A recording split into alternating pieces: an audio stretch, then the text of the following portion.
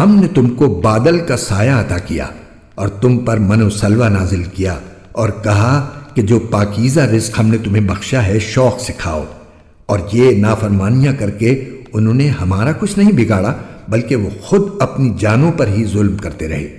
اور وہ وقت بھی یاد کرو جب ہم نے کہا تھا کہ اس بستی میں داخل ہو جاؤ اور اس میں جہاں سے چاہو جی بھر کر کھاؤ، اور بستی کے دروازے میں جھکے سروں کے ساتھ داخل ہونا اور یہ کہتے جانا کہ یا اللہ ہم آپ کی بخشش کے طلبگار ہیں۔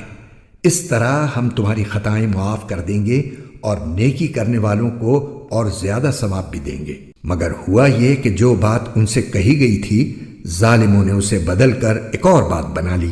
نتیجہ یہ کہ جو نافرمانیاں وہ کرتے آ رہے تھے ہم نے ان کی سزا میں ان ظالموں پر آسمان سے عذاب نازل کیا۔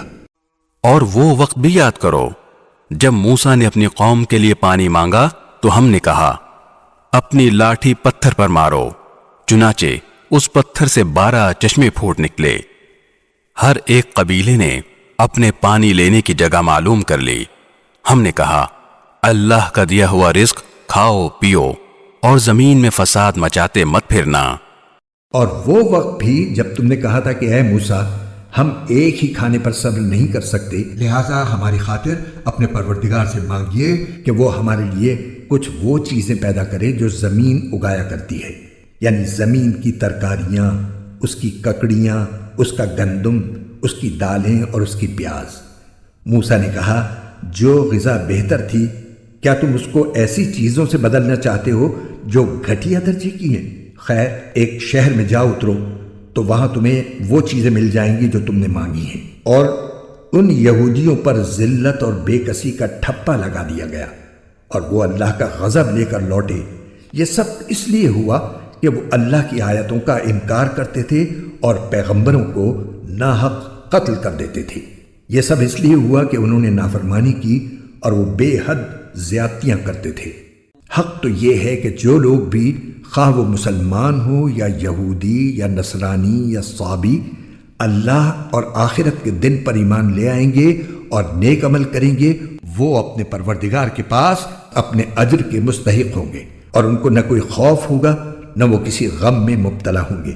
اور وہ وقت یاد کرو جب ہم نے تم سے تورات پر عمل کرنے کا عہد لیا تھا اور کوہ طور کو تمہارے اوپر اٹھا کھڑا کیا تھا کہ جو کتاب ہم نے تمہیں دی ہے اس کو مضبوطی سے تھامو اور اس میں جو کچھ لکھا ہے اس کو یاد رکھو تاکہ تمہیں تقوی حاصل ہو۔ اس سب کے باوجود تم دوبارہ راہ راست سے پھر گئے، چنانچہ اگر اللہ کا فضل اور رحمت تم پر نہ ہوتی تو تم ضرور سخت نقصان اٹھانے والوں میں شامل ہو جاتے۔ اور تم اپنے ان لوگوں کو اچھی طرح جانتے ہو جو سنیچر سبت کے معاملے میں حد سے گزر گئے تھے، چنانچہ ہم نے ان سے کہا تھا کہ تم دھتکارے ہوئے بندر بن جاؤ۔ پھر ہم نے اس واقعے کو اس زمانے کے اور اس کے بعد کے لوگوں کے لیے عبرت اور ڈرنے والوں کے لیے نصیحت کا سامان بنا دیا۔ اور وہ وقت یاد کرو جب موسیٰ نے اپنی قوم سے کہا تھا کہ اللہ تمہیں حکم دیتا ہے کہ تم ایک گائے ذبح کرو۔ وہ کہنے لگے کیا آپ ہمارا مذاق بناتے ہیں؟ موسیٰ نے کہا میں اس بات سے اللہ کی پناہ مانگتا ہوں کہ میں ایسے نادانوں میں شامل ہوں جو مذاق میں جھوٹ بولیں۔ انہوں نے کہا کہ آپ اپنے رب سے درخواست کیجئے کہ ہمیں صاف صاف بتائے کہ وہ گائے کیسی ہو۔ اس نے کہا اللہ فرماتا ہے کہ وہ ایسی گائے ہو کہ نہ بہت بوڑھی ہو نہ بالکل بچی، بلکہ ان دونوں کے بیچ بیچ میں ہو۔ بس اب جو حکم تمہیں دیا گیا ہے اس پر عمل کر لو۔ کہنے لگے آپ اپنے رب سے درخواست کیجئے کہ ہمیں صاف صاف بتائے کہ اس کا رنگ کیسا ہو۔ موسیٰ نے کہا اللہ فرماتا ہے کہ وہ ایسے تیز زرد رنگ کی گائے ہو جو دیکھنے والوں کا دل خوش کر دے۔ انہوں نے پھر کہا کہ آپ اپنے رب سے درخواست کیجئے کہ ہمیں صاف صاف بتائے کہ وہ گائے کیسی ہو۔ اس گائے نے تو ہمیں شبے میں ڈال دیا ہے اور اللہ نے چاہا تو ہم ضرور اس کا پتہ لگا لیں گے۔ موسیٰ نے کہا اللہ فرماتا ہے کہ وہ ایسی گائے ہو جو کام میں جٹ کر زمین نہ گاہتی ہو اور نہ کھیتی کو پانی دیتی ہو، پوری طرح صحیح سالم ہو جس میں کوئی داغ نہ ہو۔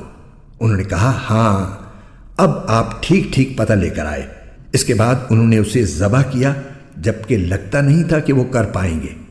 اور یاد کرو جب تم نے ایک شخص کو قتل کر دیا تھا اور اس کے بعد اس کا الزام ایک دوسرے پر ڈال رہے تھے، اور اللہ کو وہ راز نکال باہر کرنا تھا جو تم چھپائے ہوئے تھے۔ چنانچہ ہم نے کہا کہ اس مقتول کو اس گائے کے ایک حصے سے مارو۔ اسی طرح اللہ مردوں کو زندہ کرتا ہے اور تمہیں اپنی قدرت کی نشانیاں دکھاتا ہے تاکہ تم سمجھ سکو۔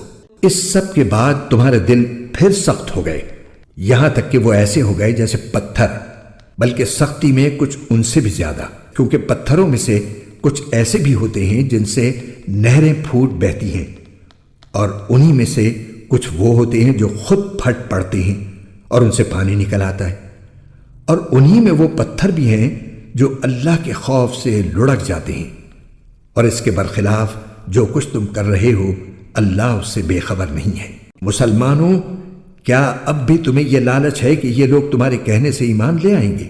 حالانکہ ان میں سے ایک گروہ کے لوگ اللہ کا کلام سنتے تھے، پھر اس کو اچھی طرح سمجھنے کے بعد بھی جانتے بوجھتے اس میں تحریف کر ڈالتے تھے، اور جب یہ لوگ ان مسلمانوں سے ملتے ہیں جو پہلے ایمان لا چکے ہیں تو زبان سے کہہ دیتے ہیں کہ ہم بھی ایمان لے آئے ہیں، اور جب یہ ایک دوسرے کے ساتھ تنہائی میں جاتے ہیں تو آپس میں ایک دوسرے سے کہتے ہیں کہ کیا تم ان مسلمانوں کو وہ باتیں بتاتے ہو جو اللہ تعالیٰ نے تم پر کھولی ہیں، تاکہ یہ مسلمان تمہارے پروردگار کے پاس جا کر انہیں تمہارے خلاف دلیل کے طور پر پیش کریں؟